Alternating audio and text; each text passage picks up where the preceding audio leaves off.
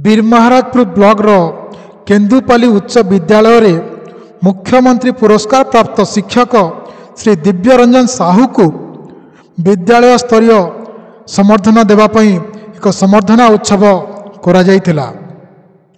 एही उत्सव रे बीरमहाराजपुर ब्लॉक वरिष्ठ गोष्ठी शिक्षा अधिकारी श्रीयुत शांतनु कुंभकार मुख्य अतिथि भाव में सम्मानित अतिथि भाव में बागबर क्लस्टर सीआरसीसी मनोरंजन भोई, उपला क्लस्टर सीआरसीसी मनोज दास उपस्थित रही।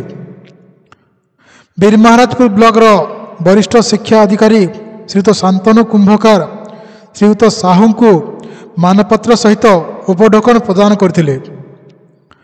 गोष्ठी शिक्षा अधिकारी श्रीयुत कुंभकार पुरस्कार पाइबा पई कठिन परिश्रम, त्याग और कर्तव्य परायण और सच्चोट हवा आवश्यक बोली समस्त शिक्षक शिक्षयित्री छात्र छात्री मानकु उद्बोधन देइथिले। समस्त शिक्षक शिक्षयित्री छात्र छात्री मानक पई जेहेतु ए मुख्यमंत्री शिक्षा पुरस्कार रही, तेणु आगामी दिन में सेमाने केमती निज कर्म रे भल करिवे, छात्र छात्री माने भल पाठ पढ़िबे, सेति समस्त को परामर्श देइथिले। एही कार्यक्रम रे विद्यालय प्रधान शिक्षयित्री श्रीमती इंदिरा मिश्र सभापतित्व करथिले।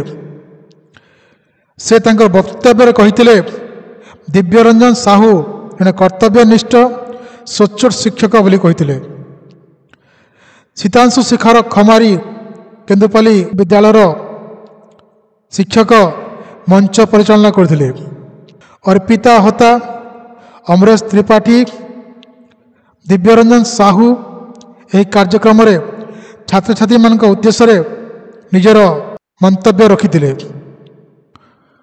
पर्याप्त अनुरोध क्रमे मुख्य अतिथि भाव में जोग देथिबारु गोष्ठी शिक्षा अधिकारी श्रीयुत कुंभकार को विद्यालय समस्त शिक्षक शिक्षयित्री कृतज्ञता ज्ञापन करथिले।